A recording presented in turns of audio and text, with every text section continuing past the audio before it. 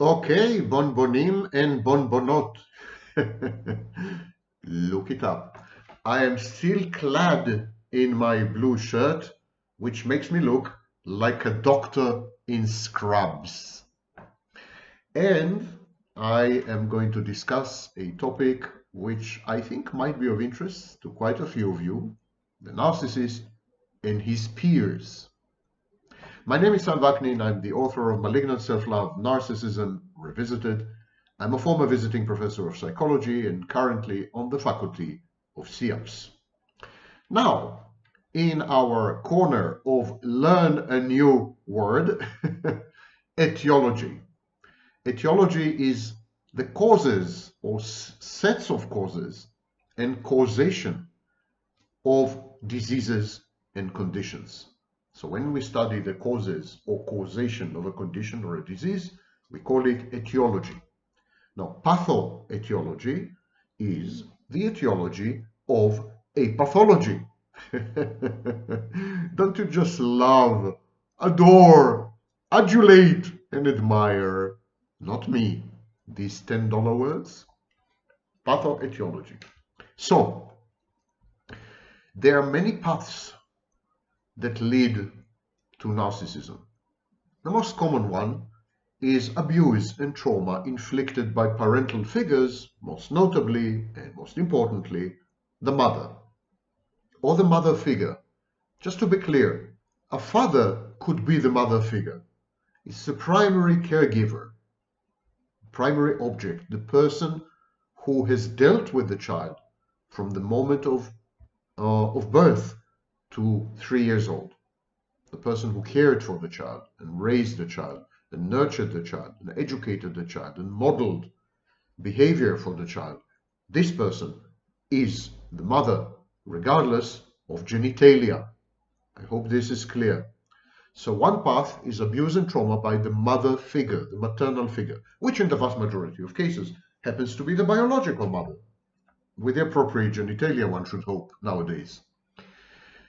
But there are other paths, other trajectories that result in pathological narcissism in adulthood. And one of the most important trajectories is via peer groups, peer pressure, peer groups, and peer socialization. Just to make clear, socialization is the process by which we internalize the mores, the edicts, the rules, the scripts of the society that we live in. Now, society intrudes upon our minds. Society colonizes our minds via socialization agents. Agents of socialization include parents, teachers, role models, including in the media, and on YouTube, needless to say, blue role models, and peers. These people bring society to the child, allow the child to emulate, imitate their behavior, their beliefs, their values, and so on and so forth, and become a useful member of society, socialization, and acculturation. It's a process by which we internalize the dominant hegemonic culture. Okay, peers, the narcissist age group, they are very important socialization agents, especially in adolescence. In adolescence, during puberty, peers are way more important than parents and teachers. Adolescents imitate each other. They have a herd mentality, not herd immunity, herd mentality. And so they pick up cues, behavioral cues, sexual cues, social cues from their peers. They look around, they observe, they scan, and then they imitate. Monkey sees, monkey does, adolescent sees, adolescent does. Peers are therefore very crucial.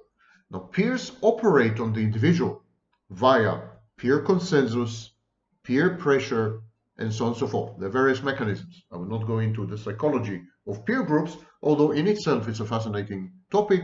And if you're interested, please leave a comment and I will make a video on this topic. Back to the narcissist and other cheerful subjects.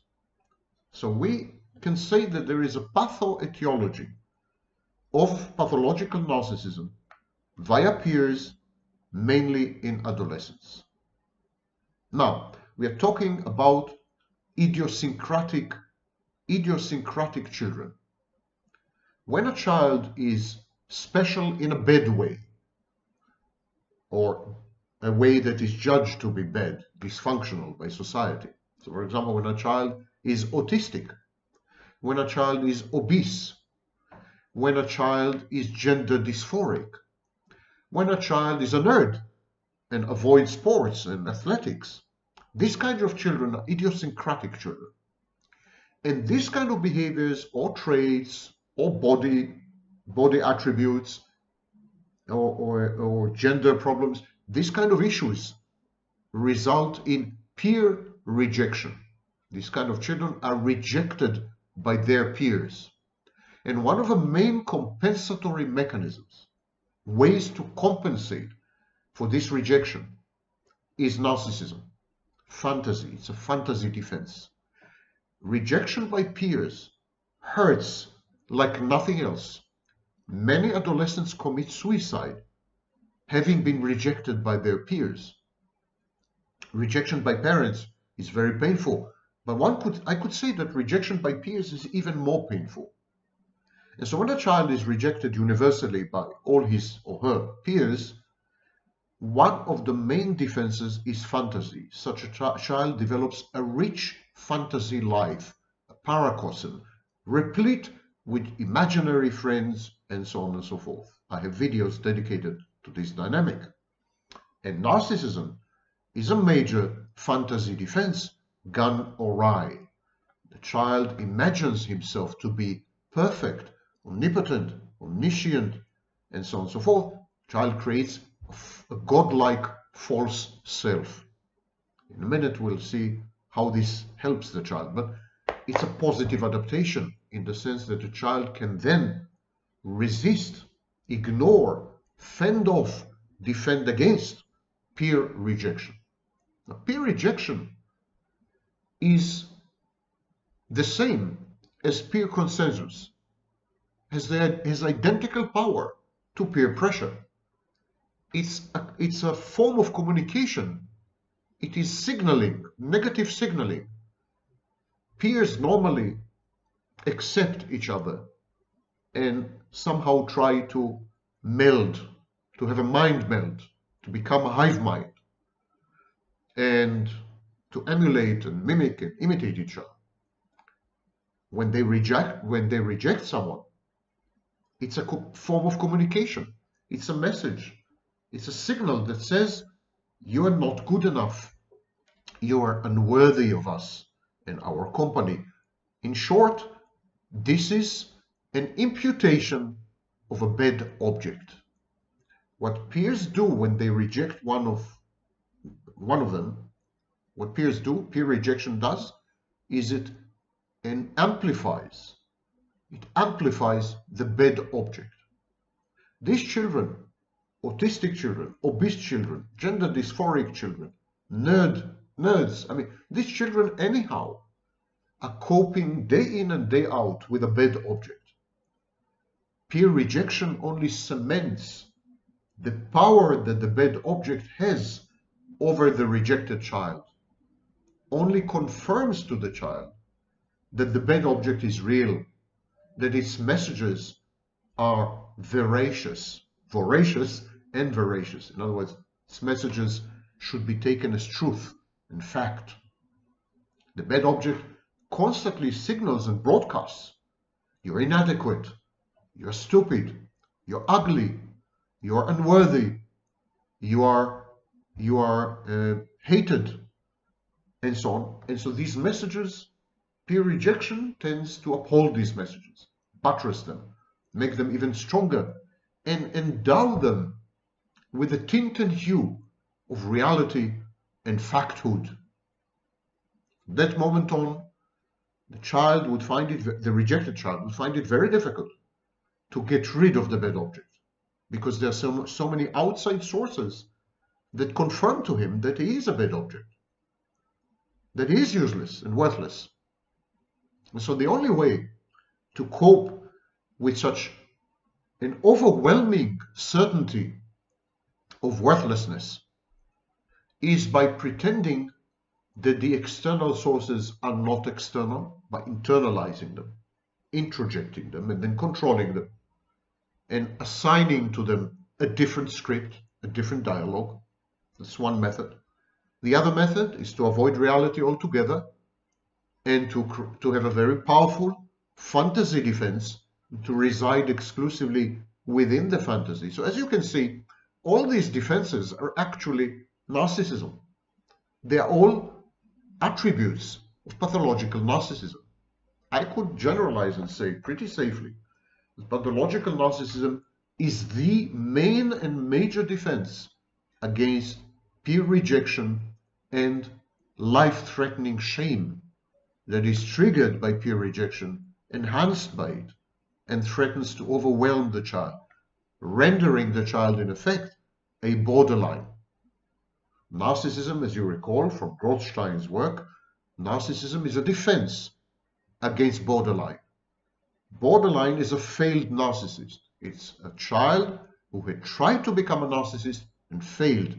His fantasy defense was not sufficiently evolved and creative to offer him a firewall, a solution.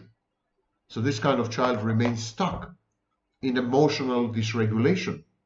And these are the emotions brought on by the bad object. The bad object, you recall, is amplified and magnified by peer rejection, which reflects peer pressure and peer consensus. So this is the etiology. This is the etiology. When the child is rejected by his peers, he develops cognitive dissonance.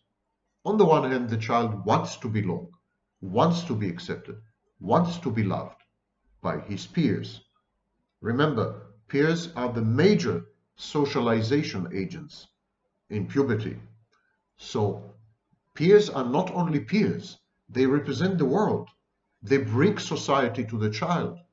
There are two such stages, and that's why I have a video dedicated to the three separations-individuations. Separation-individuation phases. There are three in life. In the first phase of separation-individuation, mother brings the world to the child. In the second phase, peers bring the world to the child. So peers are the world.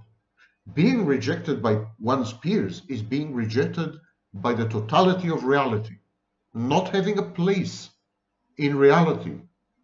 And the only palpable, palatable, reasonable, and rational solution, therefore, is to commit suicide. If I don't have a place in reality, I must negate my reality. I must unrealize myself in a way. So many children commit suicide following peer rejection because there's life-threatening shame.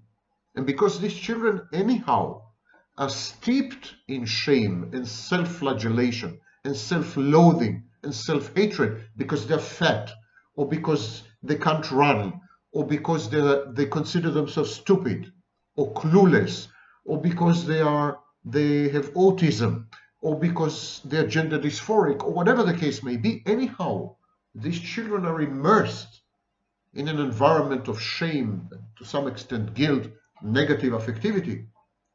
Peer rejection pushes them over the edge because the message is you are so defective and deformed and decaying that you have no place.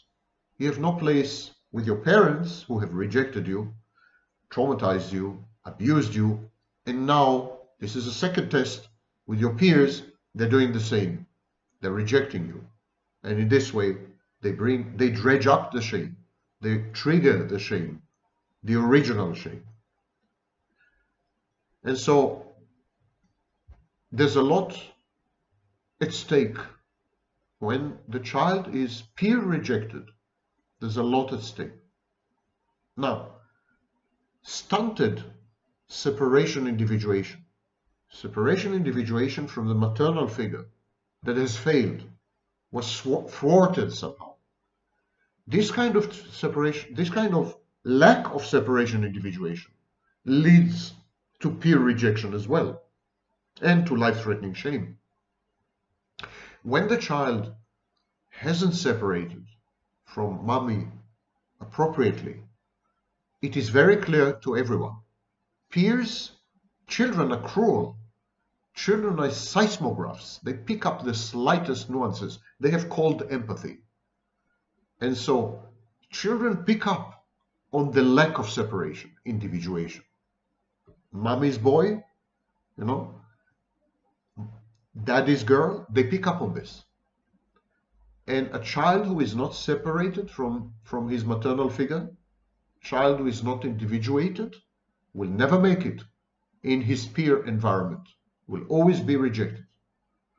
So part of the pathoetiology, part of the causation of pathological narcissism, which is caused by peer rejection, part of it is the stunted separation-individuation. Separation-individuation that has never happened. Okay, methodological break. Let me summarize it for you. There are some kinds of children with problems. They are autistic, they're obese, they have gender dysphoria, they're nerds, whatever the case may be, they don't fit in. They don't fit into their peer group. This kind of children also usually experience problems in separation individuation from their parental figures, especially the mother. These two issues put together, one's physiological limitations, mental problems, coupled with a lack of separation individuation, lead to total rejection by one's peers and shaming, the process of shaming. And this peer shaming triggers the original shame, the shame that was instilled in the idiosyncratic child by the parental figures. Peer shaming is not the same as parental shaming. Parental shaming involves helplessness. The child is traumatized, is abused, and feels ashamed that there is nothing he can do about it. He internalizes the bad object and identifies with it. He believes that he is worthless, useless, ugly, stupid, etc. This causes him shame. The child is also ashamed of not having become an individual, of the lost potential. So this is the parental shame. Peer shaming is a totally different thing. It's a control mechanism. It's a control strategy. Peers use shame and shaming to establish hierarchies, social hierarchies, and then to enforce these hierarchies. Shame is a tool. It's instrumentalized and weaponized among peers. But still, shame is shame, and it triggers the original shame. Idiosyncratic children with problematic separation individuation, a deep core of shame, this kind of children react with pathological narcissism to peer rejection. And they do it in several ways. I mentioned that peer rejection creates cognitive dissonance because the child says, I want to belong to these people. I want to be accepted by them unconditionally. I want to be loved. I want to hang out with them. I want to associate with them. I want to learn from them. I want to imitate them. I want to be as cool as they are, etc. On the one hand. And on the other hand, the message is, you don't fit in. You can't belong. We don't accept you. You're rejected. This creates cognitive dissonance. And the child who adopts the pathological narcissistic solution resolves the cognitive dissonance by rejecting his peers, counter rejection. And the way to do this is to say, I'm superior to my peers. I am much more intelligent, for example. So I'm superior to my peers. I don't need them. They don't know what they're missing. I pity them, and I'm going to give up on them. This is a narcissistic solution that these kind of children typically adopt. These kind of children say, I'm the sage, I'm wise beyond my years. I can associate only with people much older than me. I don't need my peers, they're stupid. They're stupid. They have nothing to give me. I don't stand to benefit by associating with them. Another version is, I'm a hero. I am an undeclared, unknown hero. You know, I'm like Superman or Batman or whatever. And I'm a hero. I'm doing heroic things. I'm much more moral than my peers. I'm much more beneficial to society than my peers.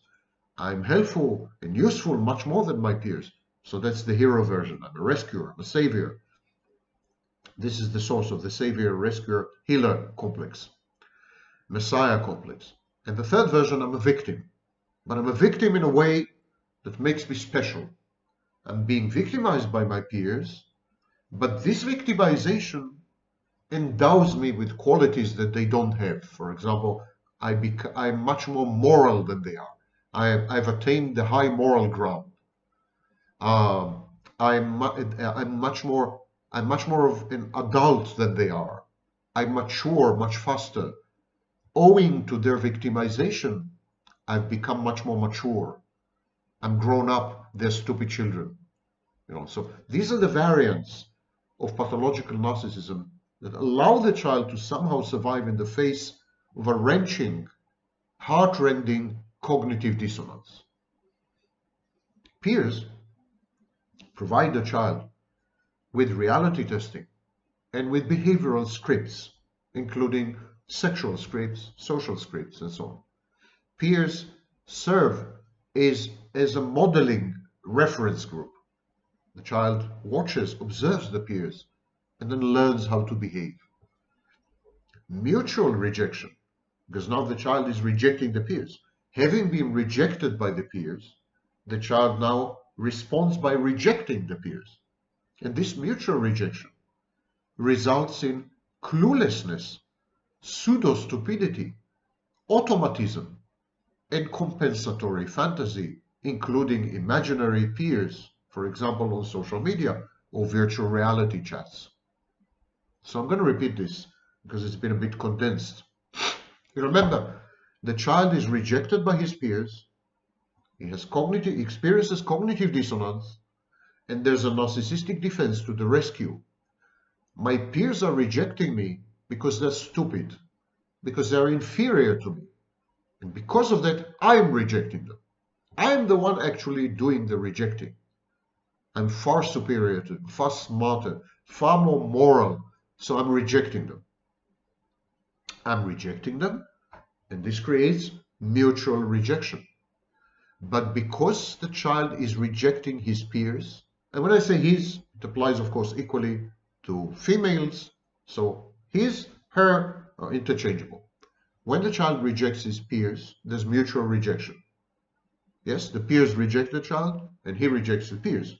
So the child then loses his modeling reference group. He has no one to emulate and imitate, no one to copy, no one to observe, no one to learn from. There's no reference group. There's no model that he can adopt and make his own. His behavior is not modeled on anyone. His parents have rejected him.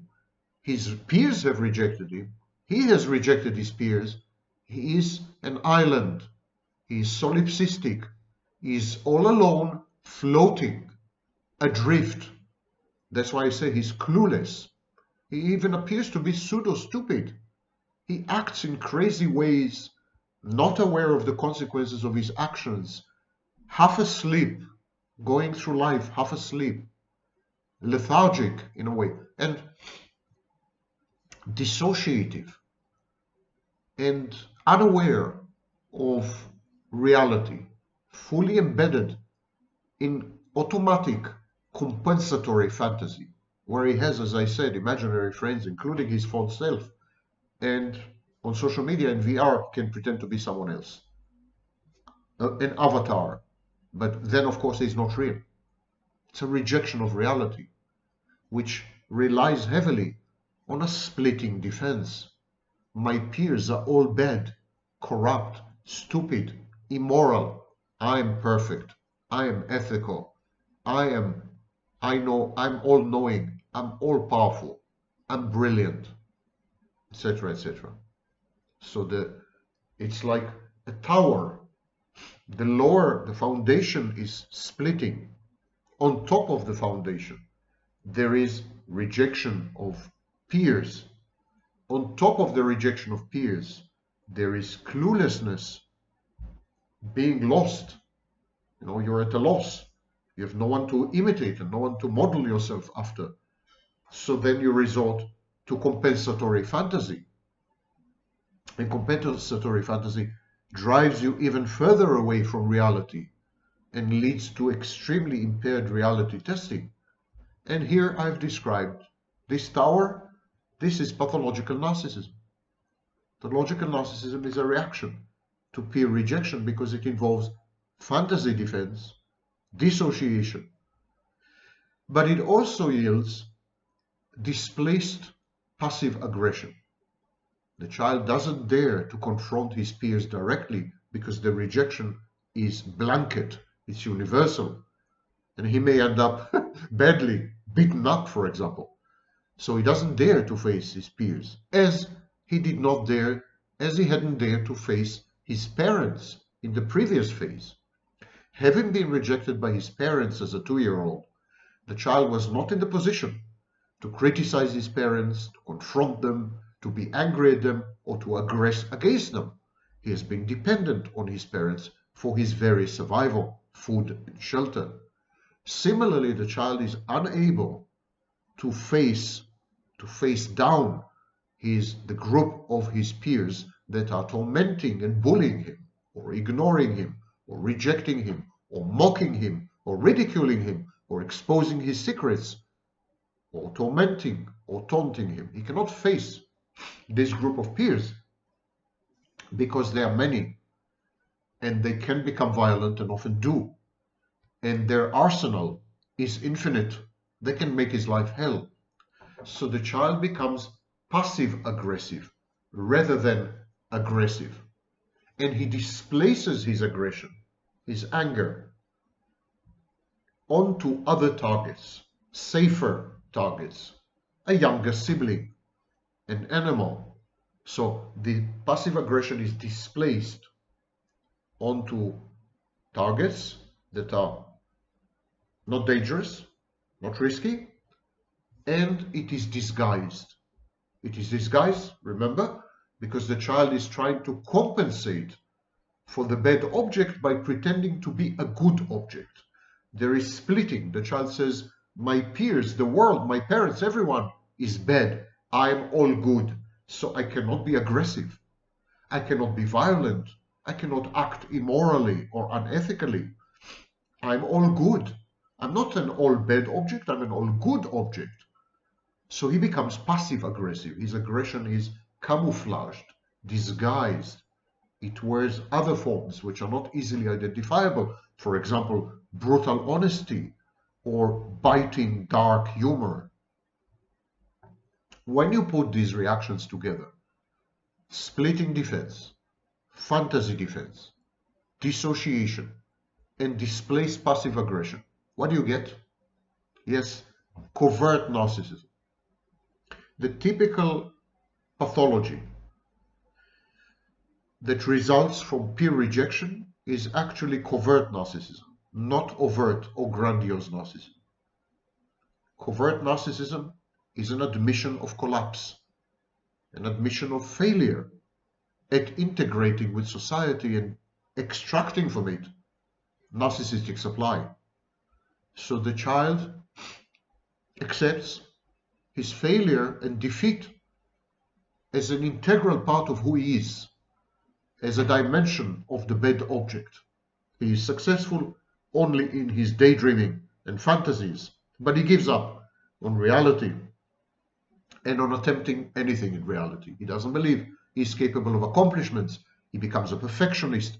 He is terrified of failure, and he is ultra aware of and hypersensitive when it comes to his performance. It has to be perfection or nothing, so he chooses nothing. And this is covert narcissism. While parental abuse and trauma lead mostly to overt, grandiose narcissism, peer rejection leads mostly to covert narcissism. Now, such children who are anyhow disadvantaged, because remember, they're autistic, they are possibly intellectually challenged, or opposite of that, they're geniuses, they're obese, they are, they're disadvantaged. They start off life with a bad hand. These children suffer on multiple fronts. They suffer affronts on multiple fronts. Peer rejection is only one dimension of their miserable existence. They've been rejected by their own parents. They have not been allowed to separate and individuate. So they have to endure the parental rejection all the time. They've internalized the parental rejection in the form of a bad object. Then they were rejected by peers, which cemented the bad object. Then they had to defend against the bad object by pretending that they are not who they are, and reality is not what it is. And then they had to manage their aggression in ways which are sublimated, socially acceptable, or non-detectable. And on top of all this mess, they keep receiving conflicting parental messaging and conflicting parental modeling. The parents of such children broadcast to them, we are insecure. We as parents, we are insecure. The world is not safe. We need you. You owe us. So parents, this kind of parents demand from the child conformity, obedience, automatic obedience, and constant presence. This is a form of emotional blackmail. So this is one message. One message is, my child, don't go out to the world. Only we love you. Only we have sacrificed for you. We need you. You owe us. The world is not safe. It's too risky. Stay with us. Stay here in this mausoleum, in this tomb and shrine to our togetherness. This is the conformity signal. But coupled with the conformity signal, there is a second signal, which I call the normalcy signal. So the normalcy signal is, you're a bad object. You're abnormal. You're deformed. You're defective. What is wrong with you? Start to act your age. You should make friends. You should excel in school. You should. It's a should message. At the same time, the parents are telling this kind of child, you're not good enough. You can't take on the world. Stay here. Stay with us where you're safe, where you're needed. And you owe us to do this. This is one message. And then there's a message that is the exact opposite, conflicting with the first message, negating it. And the second message is, you should go out to the world. You should make friends. You should advance and accomplish. And if you don't, something's wrong with you. You are bad, you're defective, you're default. At the same time, it's a push and pull. At the same time, the parent is saying, go there, come here. It's a repetition, it's an approach avoidance repetition compulsion. The child doesn't know what to do. Should he separate and individuate and take on the world? Or should he stay with mommy and daddy, who need him so badly? Is the world hostile and dangerous, a jungle out there, best avoided? Or on the very contrary, taking on the world is a sign of normalcy and health, mental health. Child can't make head or tails of these conflicting signaling. And what do we do when we get mixed signals? What do we do when we get two messages that are mutually exclusive, totally contradictory. We freeze. We get paralyzed. And so that's what this kind of child does. He freezes. He freezes, and this leads to recurrent failure and an impaired sense of self-efficacy.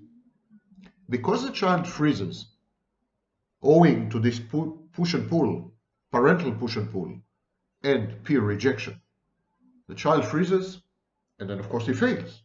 If you don't take on the world, if you don't make an effort, if you don't work hard, you fail. Ask any Protestant. So, you fail, and if you fail repeatedly, you begin to believe that you are doomed to failure. You develop an automatic negative thought. I am a failure. You begin to identify with the failure. Failing becomes your identity. And your sense of self-efficacy, your belief that you are capable of extracting beneficial outcomes from the environment, that you're capable of acting on the environment and in the environment in order to accomplish things. This is known as sense of self-efficacy. Your sense of self-efficacy is shot, is destroyed, because you don't dare anymore to take on the world. You do the minimum. You act minimally. You minimize yourself, you minimize your actions, you minimize your goals, you minimize everything. You do the minimum necessary just to survive, to stay out of the way of those people who can trigger your life-threatening shame. Your peers, your parental figures, mother and father, later on your intimate partners. Narcissists misperceive their intimate partners as maternal figures and at the same time as rejecting and traumatizing peers. And this is where the intimate partner is the world to the narcissist. Narcissists often will tell you, you are my world. Borderlines too. They will tell you, you're my world, you're my life. And they're not lying about this. You represent simultaneously the narcissist rejecting mother, dead mother, absent mother, unloving and uncaring mother. You represent her. And at the same time, you represent all the peers that have ever rejected and traumatized the narcissist. You are the narcissist peer. You're more or less his age and so on. And at the same time, you are his mother. You're the maternal figure. And in both roles, you enhance and amplify his bad object. This allows him to devalue you and to separate from you. The fact that you are perceived by the narcissist as the rejecting dead mother and as the rejecting peer, as a rejected peer, legitimizes in his mind treating you as an enemy. He perceives you or internalizes you as a persecutory object because as far as he's concerned, as far as he knows, you are. Your role in the shared fantasy is exactly this. And so this is a reenactment. It's akin to what is called living history. The narcissist recreates his childhood with you. Recreates his childhood, and his childhood has been seriously bad, or he would not have become a narcissist. So there you are, time traveled, time displaced. You find yourself in the narcissist's second childhood, acting as his mother, his bad mother, acting as everyone who's ever rejected him, humiliated him, mocked him, derided him, criticized him, disagreed with him, put him down, shamed him, humiliated him. Now it's all in one body, yours. You are the rejecting world. You are the reality principle. The narcissist tries to coerce you and convert you into a figment of his fantasy precisely because you bring the world to him. You are reality. Narcissists hate reality and they end up hating you. You become the enemy, the persecutory object. This yields age-inappropriate behavior. The narcissist is infantilized. He begins to act as an infant or a toddler, throwing temper tantrums, incapable of perceiving abstract concepts, not aware of the consequences of his actions, grandiose to the point of developing a sense of immunity, divorce from reality. All this is age inappropriate. It's perfectly appropriate at age 2, but not at age 20 or let alone 60. So your reification, your embodiment of the rejecting parents and the rejecting peers in one body, this triggers all the narcissist defenses. This regresses him to his early childhood, and it helps the narcissist to devalue you and to separate from you, which is the goal, the main and only goal of the shared fantasy that he has created with you. You are everything bad that has ever happened to the narcissist. Nothing good can come out of you. Don't kid yourself. You're being devalued and discarded because you've always been the enemy. You've chosen to be the enemy. You've been chosen to be the enemy. That's your role in the shared fantasy. You are reality. It's a splitting thing. Reality is all bad. Fantasy is all good. You represent reality, all bad. Narcissist represents fantasy, is all good. And his role in this paradise is to expel you from the Garden of Eden, from his shared fantasy. And this act of expulsion from his Garden of Eden, from his paradise, this expulsion reflects your primary or primordial sin. You're a sinner because you brought reality, the tree of knowledge, into paradise, into the Garden of Eden. You have defied God, the narcissist. God told you to not bring reality into paradise, to not eat from the fruit of the tree of knowledge, good or bad, to not do that. And you did that by your very existence and presence. Having brought reality, having contaminated paradise, having infringed on the fantasy, you have become the enemy. And you will be expelled to suffer for the rest of your life outside the paradise that the narcissist has created for you as a god, in his function as God, in his capacity as God. And so this is the biblical story. It's the biblical story all over again. Having expelled you from the Garden of Eden, having cleansed the Garden of Eden, having purified it, the narcissist is ready to welcome the next occupant, knowing perfectly well that she will fail as well. She will bring reality into the fantasy. She will diverge and deviate from her snapshot.